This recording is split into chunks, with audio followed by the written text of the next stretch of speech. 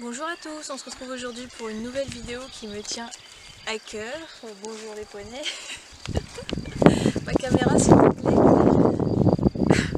Donc tu filmes, parfait. Elle est juste derrière, c'est trop drôle.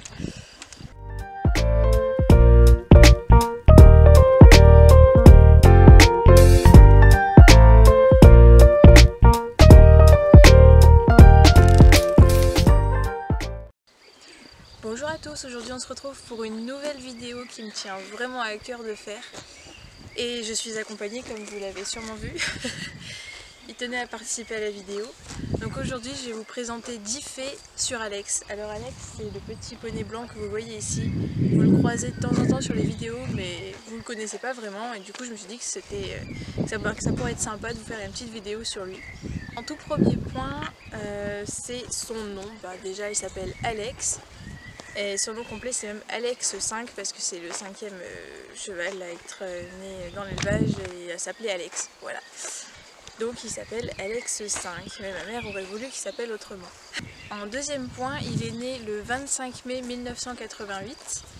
Donc oui, il va avoir 30 ans cette année. Donc je sais pas à quel moment vous regardez cette vidéo, mais en tout cas à l'heure actuelle, il n'a pas encore 30 ans, mais ça va pas tarder.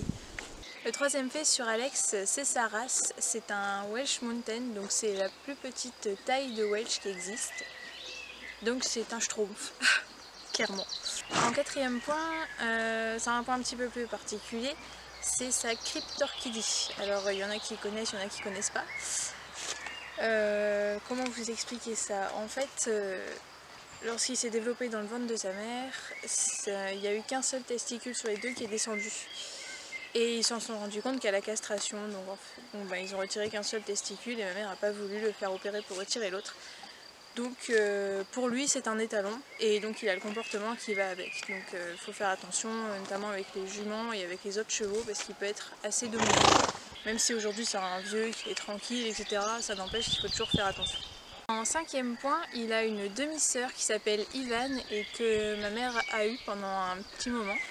Et elle l'a revendue il y a quelques années à une amie à elle qui s'en occupe très bien et on sait qu'elle a une belle vie là-bas. En sixième point, il faut savoir qu'Alex n'a quasiment rien fait de sa vie. Simplement déjà du fait qu'il se prenne un peu pour un étalon, il ne pouvait pas aller dans un centre équestre et du coup il est resté en pâture toute sa vie en fait. Donc il a fait essentiellement des balades, il a fait monter des débutants sur son dos, des amis à nous principalement. Donc voilà, ça a été une vie très très tranquille pour lui. Et il est à la retraite, mais c'est comme s'il était à la retraite toute sa vie. Le septième fait sur Alex, c'est qu'il a fait de l'attelage. Donc on a une petite carriole et on faisait des petits tours avec et c'était vachement sympathique, moi j'aimais bien. Mais c'est vrai que depuis qu'on est arrivé en Bretagne, on ne l'attelle plus. Déjà parce qu'il est trop vieux, mais aussi parce que ici le terrain n'est pas très plat, donc le pauvre nous traîner dans les montées, ça n'aurait pas été très sympathique. En huitième point, il a un caractère de... Comment vous dire ça? C'est un poney qui est très très gentil, qui est très proche de l'homme. Il a totalement confiance en lui. Il est très volontaire, il est pas peureux. Il est pas peureux, mais il a quand même un peu de sang et du coup, voilà, s'il y a vraiment un truc qu'il connaît pas et qui fait beaucoup de bruit ou autre, il va pas aimer du tout et là il peut avoir peur. Mais de manière générale, il fait très très confiance à l'homme et du coup si on passe avec lui, il se dit si elle passe, moi j'y vais. Voilà, ma maman elle passe, moi j'y vais aussi. En neuvième point, il a des problèmes de mue depuis déjà pas mal d'années. En fait, toute l'année, il a un espèce de gros poil d'hiver. C'est assez embêtant pour lui. L'été, il crève de chaud, du coup on le tond.